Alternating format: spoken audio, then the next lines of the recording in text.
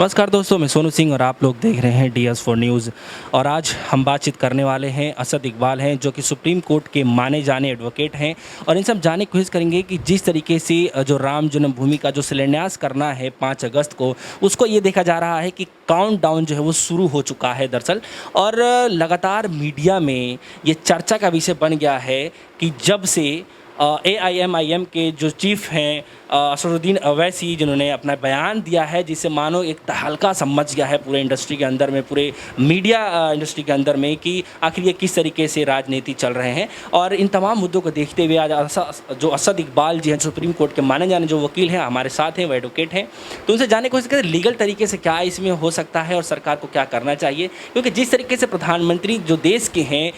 जो धर्मनिरपेक्ष की जो बात करते हैं लगातार, उसको देखते हुए आज हम बात करेंगे कि उनका वहाँ पे जाना सही है, लाइव टेलीकास्ट कराना सही है, इन सब तमाम मुद्दों को देखते हुए चलिए आज रुक करते हैं असद इकबाल जी से।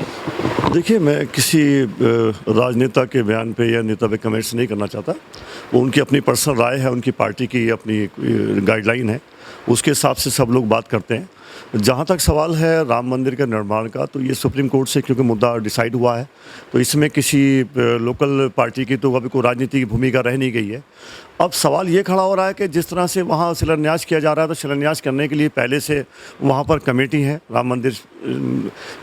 शिलान्यास कमेटी है, और वहाँ पर विश्व हिंदू परिषद है, दूसरा जो अखाड़ा है उनका अपना रोल है। तो वहाँ पर सरकार का बहुत बड़ा जो रोल है वो इतना जितना दिखाई दे रहा है स्टेट का बेसिकली, क्योंकि स्टेट तो जो प्रेम्बल है भारत का, उसके हिसाब से तो यहाँ स्टेट का कोई रिलीजन है ही नहीं। तो स्टेट किसी रिलीजन प्लेस को बाय कोर्ट के द्वारा या उसको प्रोटेक्शन तो दे सकता है, लेकिन वहाँ का वो इंडिविजुअल मामला है, उनका इंटरनल मैटर है। उसको कंस्ट्रक्शन करने का, उसको आगे बढ़ाने का समितियाँ बनाई गई हैं, ट्रस्ट बनाए गए हैं। चाहे वो आप आंध्र प्रदेश में जो मंदिर हैं वहाँ पर देखो ट्रस्ट हैं, वो ट्रस्ट उनके बीच में गवर्नमेंट का कोई रोल नहीं है वहाँ पर। तो यहाँ जो इन्वॉल्वमेंट हो रहा है, क्योंकि राम मंदिर एक बहुत बड़ा मुद्दा रहा है देश का,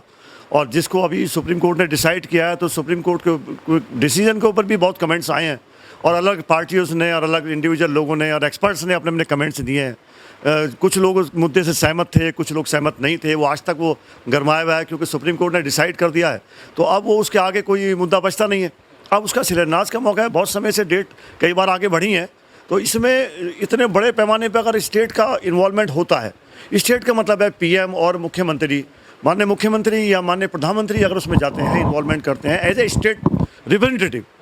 तो ये कहीं ना कहीं हमारे सेकुलरिज्म के ऊपर ये एक चिन्ह है कि क्या आप दूसरे भी मुद्दे होते हैं देश के अंदर, और जो रिलीजन है उनको मानने वाले लोग हैं वो अपने रिलीजियस प्लेस को बनाते हैं, या कोई कंट्रोवर्शियल जगह रही है, उसके बाद में कोर्ट से कहीं से ऑर्डर मिल जाता है, और ऑर्डर मिलने के बाद में वो उसको बनाने की कोशिश करते हैं या बनाते हैं, तो क्या स्टेट को वहाँ जाना चाहिए? ये एक मुद्दा है, क्योंकि अभी ऐसा मुद्दा सुप्रीम कोर्ट के सामने है नहीं, और सुप्रीम कोर्ट ने इस पर कोई या कोई हाई कोर्ट ने किसी मैटर में ऐसे कुछ डिसीजन नहीं लिया है। तो ये एक इंडिविजुअल मुद्दा है, ये सरकार को खुद ही सोचना चाहिए इसके ऊपर। सर, सवाल अब ये भी उठ रहा है कि जो प्रधानमंत्री होते हैं किसी भी देश का, तो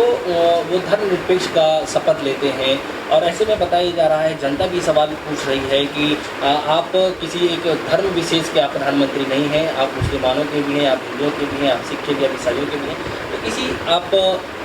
अब जा रहे हैं किसी चीज़ को उद्घाटन करने, चाहे आप शिलान्यास करने जा रहे हैं, तब जाइए, शौक से जाइए, लेकिन सवाल ये उठ रहा है कि अब लाइव टेलीकास्ट ना कीजिए, उससे कुछ अलग मैसेज आएगा। आप सबसे पहले इसको किस नज़र से देखना चाहिए? क्या आपको लगता है प्रधानमंत्री को जाकर के ये चीज़ें करना चाहिए? देखिए, ये मेरा विचार के अलावा ये मैं समझता हूँ कि बहुमत समाज का यही विचार है कि जो स्टेट रिप्रेजेंटेटिव है, चाहे वो माननीय मुख्यमंत्री हो, चाहे वो माननीय प्रधानमंत्री हो, ये हमारे कंट्री को और स्टेट को रिप्रेजेंट करते हैं, और ये रिप्रेजेंट करते हैं उन लोगों को भी रिप्रेजेंट करते हैं जिन लोगों का कोई जाति नहीं है, किसी का धर्म नहीं है, जो किसी जाति धर्म में विश्वास नहीं करते, तो उनके भी प्रधानमंत्री हैं, और वो भी देश की जनता है। तो देश का सुप्रीमो, जो देश की जो संविधान को, जो सेकुलरिज्म का सबसे बड़ा दुनिया की जो हमारी सेकुलरिज्म है, इसको आगे बढ़ा रहा है, और उसको आगे बढ़ाने की जिम्मेदारी उसकी है, तो ये उनके ऊपर भी जिम्मेदारी बनती है कि इसके बारे में वो एज ए इंडिविजुअल तो कोई कहीं भी रिलीजियस प्लेस पे अपने भाग ले सकता है, क्योंकि वो कहीं ना कहीं वो किसी न किसी धर्म को तो मानता है ना, तो उस बेसिस पे तो वो अपनी शामिल उसका हो सकता है।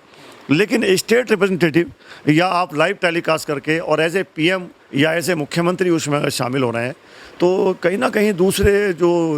देश के वासी हैं तो या वो बहुमत समाज है जो इस पे कहीं ना कहीं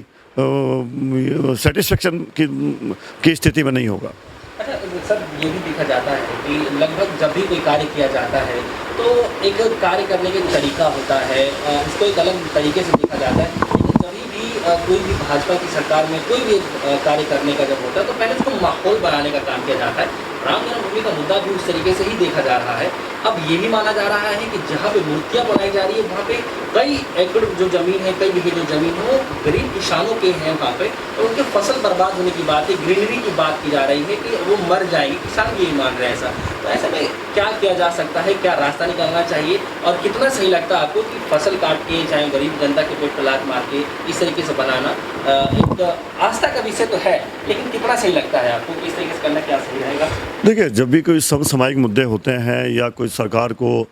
कोई पब्लिक डेवलपमेंट के लिए कुछ जगहें चाहिए होती हैं तो उसका एक तरीका है। वो सरकार वो एक सर्कुलर जारी करती है, उनको नोटिस जारी करती है और उनको उसके बेसिस पे जो ज़मीन एक्वायर करती है, और एक्वायर करने के बाद में प्रॉपर उनको जो उस समय का रेट है भूमि का उससे बढ़ चढ़ के दिया जाता है ताकि किसान सेटिस्फाई हो जाएं। और आपने देखा होगा, नोएडा के मामले में भी देखा होगा कि किसानों को फिर बढ़ चढ़ के कई बार मुआवजे मिले हैं ताकि रेलवे की लाइन बिछाई जाती है वहाँ भी मुआवजे। अभी हरियाणा के अंदर बड़ा पैमाने काम चल रहा है। कोर्ट ने भी उसको वो मुद्दे कोर्ट में पहुँचे और कोर्ट ने भी इस पर बढ़ चढ़ के उसमें जो है मुआवजे दिलाए हैं लोगों को। तो ये जो मुआवजे देने का और जो एक्वायर देने का एक सिस्टम है, इसके लिए एक प्रोसीजर है, और उस प्रोसीजर से अगर आपकी लैंड की ज़रूरत है सरकार को, यहाँ मुद्दा खड़ा होता है कि पब्लिक लैंड की ज़रूरत है सरकार को, तो सरकार एक्वायर कर सकती है और एक्वायर करके प्रॉपर वे में वो उन सभी लोगों से पक्ष सुनने के बाद और उनको उसका मुआवजा मिलता है। लेकिन यहाँ पर सवाल होता है कि अगर राम मंदिर निर्माण के लिए जो जगह है वो कम पड़ रही है, उसके लिए और भूमि की ज़रूरत है, तो वहाँ पर किसान हैं जिनकी कहीं ना कहीं राम मंदिर से भी आस्था जुड़ी हुई है, जो चाहते हैं हम अपने राम मंदिर के या राम के आसपास ही बसे रहें। आज हमारी लैंड छिन जाएगी तो हम यहाँ से चले जाएंगे, घर खाली हो जाएगा, हमारे खेत खाली हो जाएंगे। उसमें पैसा एक मॉनेटरी कंसिडरेशन बहुत बड़ा रोल नहीं है, उनकी भावना भी है कि कहीं ना कहीं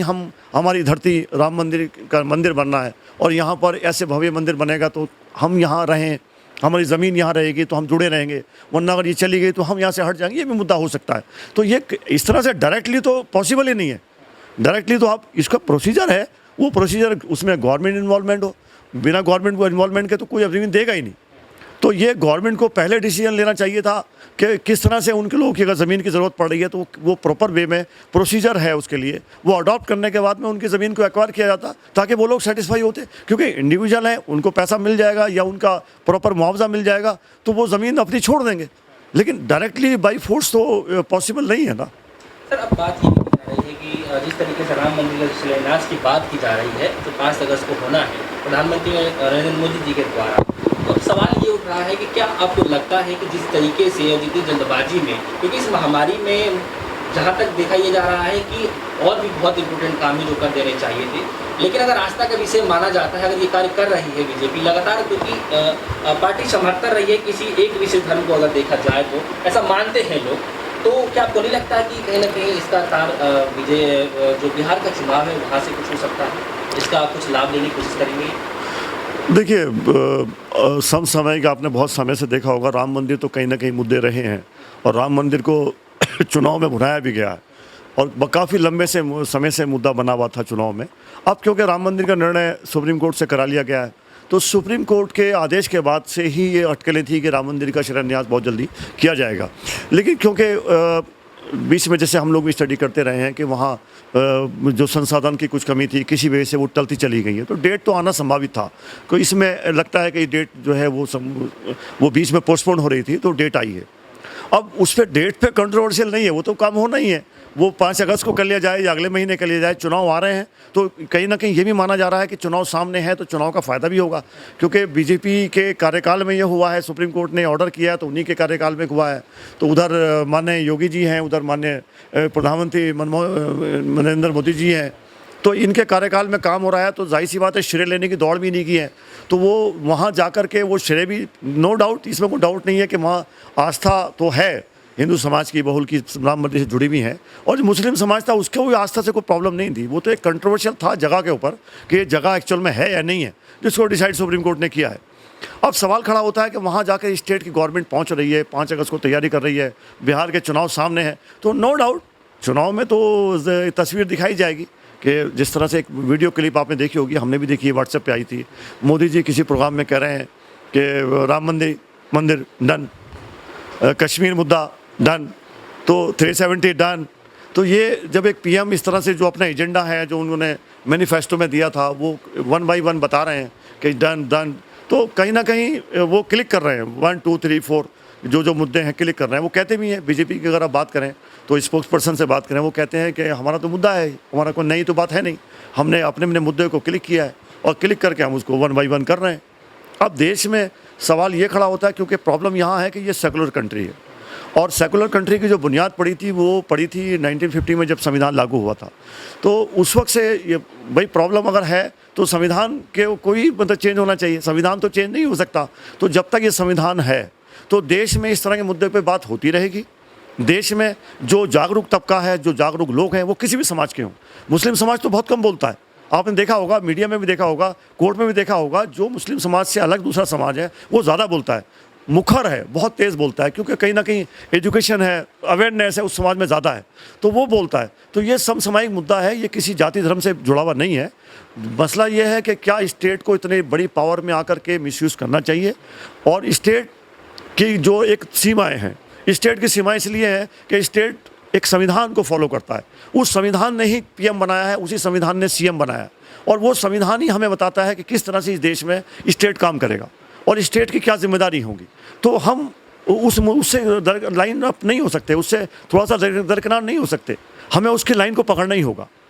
तो जब भी सेकुलरिज्म को छोड़ करके कोई भी गवर्नमेंट और हट के बात करना चाहेगी, तब तक इस तरह के मुद्दे उठते रहेंगे और लोग उस पर सरकार के ऊपर उंगली उठाते रहेंगे। क्रियाकलाप की उंगली उठाना बहुत ज़रूरी है, मजबूत विपक्ष का होना भी बहुत ज़रूरी है। अगर विपक्ष कमज़ोर पड़ जाएगा तो सरकारें डिक्टेटरशिप की तरफ बढ़ जाएंगी। ये मुद्दा हर देश के लिए बहुत ज़रूरी है कि सरकार पे मजबूत विपक्ष बना रहे, सरकार अपनी जिम्मेदारी को समझे और सरकार नुमाइंदगी करे अपने जो वो इंडिविजुअल लेवल पे उनका जो रिलीजन है उसको वो नुमाइंदगी करे, लेकिन स्टेट लेवल पे अगर वो रिप्रेजेंटेटिव के तौर पे ये कोई भी मेरे ख्याल से सहमत नहीं होगा कि स्टेट का इतना बड़ा भाग किसी रिलीजियस कार्यक्रम में हो। क्योंकि रिलीजियस कार्यक्रम में देखा होगा आपने, सत्संग होते हैं दिल्ली के अंदर,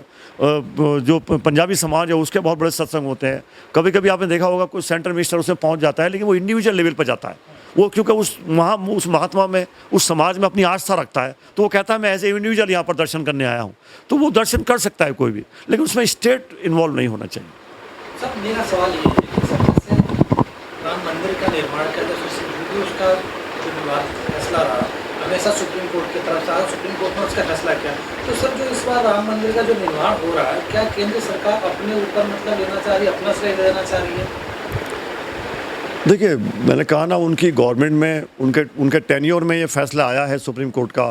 तो जब सरकार के टेन्योर में आया है, ज्वलंत मुद्दा है और ऐसा मुद्दा जो काफ़ी टाइम से लटका हुआ था वो डिसाइड हो गया, सुप्रीम कोर्ट ने इसी सरकार के टेन्योर में डिसाइड किया है, तो सरकार तो उसका श्रेय लेगी ही लेगी। और क्योंकि मुद्दे रिलीजियस टच करते हैं और रिलीजियस टच करने की वजह से कहीं ना कहीं लोगों की भावनाएं जुड़ी हुई होती हैं, तो वो जो जैसा आप अभी कह रहे थे, स्टेट जो और चीज़ों पर ध्यान ना दे करके वो इंडिविजुअल लेवल पे जो लोगों की भावनाएं हैं उनको कैच करके उसे वोट में बदलना चाहता है, ये एक मेन चीज़ है। बाकी तो कोई देश में जो हिंदू धर्म का मानने वाले हैं वो उसको मानेंगे, जो राम के को पूजा करने वाले हैं राम की पूजा करेंगे, उसके वो नहीं है। लेकिन स्टेट कहीं ना कहीं, स्टेट का जो रोल है वो उसको कन्वर्ट करना है वो वोट में,